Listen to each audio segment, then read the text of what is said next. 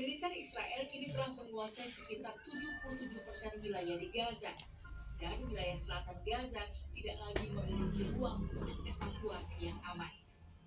Kantor media Gaza menyerukan tindakan internasional segera dan efektif guna mencegah jatuhnya kota Gaza ke tangan militer Israel.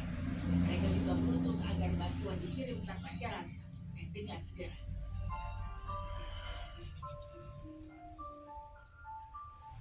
Serangan Israel telah menghantam ibu kota Yaman, Sana'a pada Minggu sebagai balasan atas rudal Houthi yang ditembakkan ke Israel. Ini merupakan yang terbaru dalam lebih dari setahun serangan langsung dan serang balasan antara Israel dan militan Houthi di Yaman.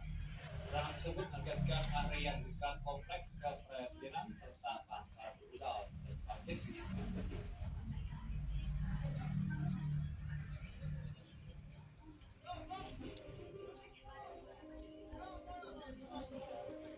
Setidaknya 2 orang tewas dan 35 lainnya luka-luka setelah serangan udara Israel menghantam beberapa lokasi di ibu kota Sana'a, Yaman pada Minggu sore.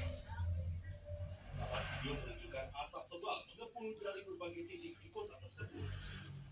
Menurut otoritas kesehatan yang dikuasai Houthi, korban jiwa dilaporkan di Holy Company Station, sebuah stasiun pengisian bahan bakar yang dikelola oleh perusahaan minyak Yaman yang dikuasai Houthi. Petugas medis memperingatkan bahwa jumlah korban tewas dapat meningkat karena lebih banyak korban yang dilarikan ke rumah sakit. Otoritas pertahanan sipil Yaman menyatakan petugas pemadam kebakaran tengah berupaya memadamkan api yang dipicu oleh serangan udara di selatan dan barat Sana'a. Menteri Pertahanan Israel telah mengonfirmasi bahwa serangan udara telah dilakukan di Yaman. Sebanyak 14 pesawat tempur terlibat dalam serangan dan menjatuhkan sekitar 40 bom beberapa lokasi di wilayah tersebut, termasuk Istana Presiden, pembangkit listrik Azaz dan Bizas, serta fasilitas penyimpanan bahan bakar yang digunakan untuk kegiatan militer. Dalam sebuah pernyataan, kelompok Houthi menuduh Israel melakukan agresi brutal terhadap fasilitas sipil dan menuntut pertanggungjawaban Israel maupun Amerika Serikat atas apa yang mereka sebut sebagai kejahatan keji. Serangan Israel itu terjadi setelah kelompok Houthi menembakkan rudal balistik hipersonik dan terapi hingga merusak rumah-rumah dengan pecahan peluru.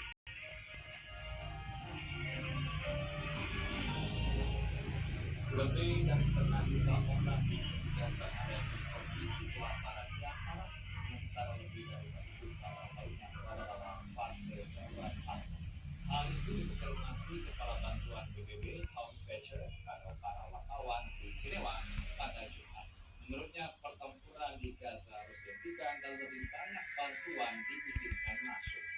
Pejabat tinggi PBB untuk bantuan kemanusiaan menyebutkan langkah-langkah desak termasuk gencatan senjata segera, basak segera semua sandera dan akses kemanusiaan dan tanpa hambatan.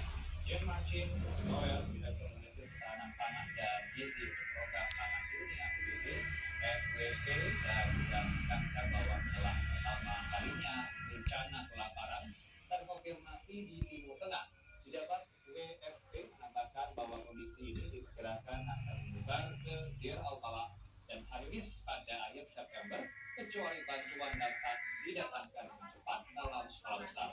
Pada bulan Juli, lebih dari 12.000 anak diidentifikasi mengalami malnutrisi akut, angka bulanan tertinggi yang pernah tercatat, dan peningkatan 6 kali lipat sejak awal tahun. Pada tahun 2025, 206 orang telah meninggal dunia akibat dampak malnutrisi. My demand to Prime Minister Netanyahu and anyone who can reach him: enough. Ceasefire. Open the crossings, north and south, all of them. Let us get food and other supplies in, unimpeded, and at the massive scale required. End retribution. It is too late for far too many, but not for everyone in Gaza. Enough. For humanity's sake, let us in. Jangan kemana-mana dulu besar karena CNN Indonesia Newsroom masih kembali bersama rekan saya Prasidya Puspa, saya Kanal Asuhan tetap sama. Oh ya. Puing. Astagfirullahaladzim.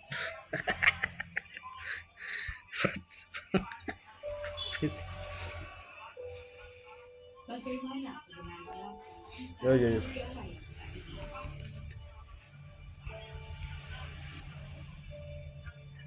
Seberapa besar kontribusi kita untuk negeri?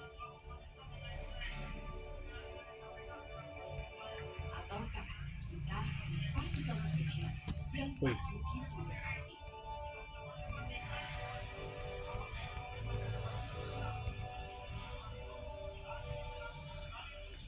Padahal keseharian kita sebenarnya terbuat dari bagian.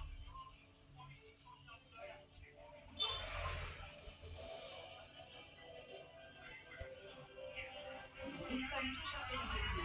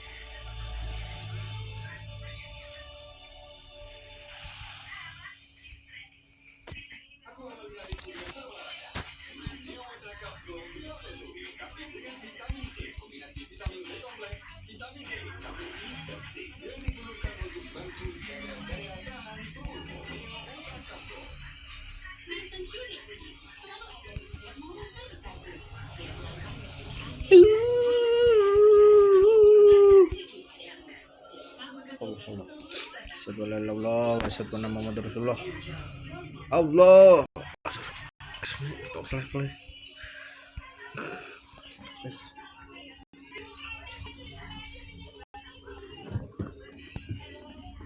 Viral video seorang balita terkunci sendirian di dalam mobil di Cibinong, Sumedang, Jatinegara, Jakarta Timur. Orang tua yang panik kemudian menghubungi petugas Sri Damkar untuk melakukan evakuasi. Dan selain informasi tadi, kami juga akan hadirkan informasi lain dari tanah air dan mancanegara. Saya Prasidya Puspa. Anda menyaksikan CNN Indonesia News.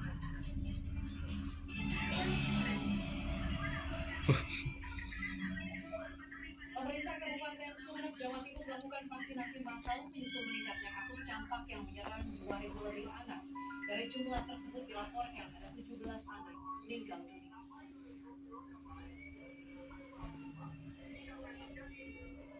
Menang, guys. Vaksinasi massal serentak dilakukan di pemerintah Kabupaten Sumeneb di Pulau Madura, Jawa Timur menyusul kasus campak yang terus bertambah. Hingga Senin, sebanyak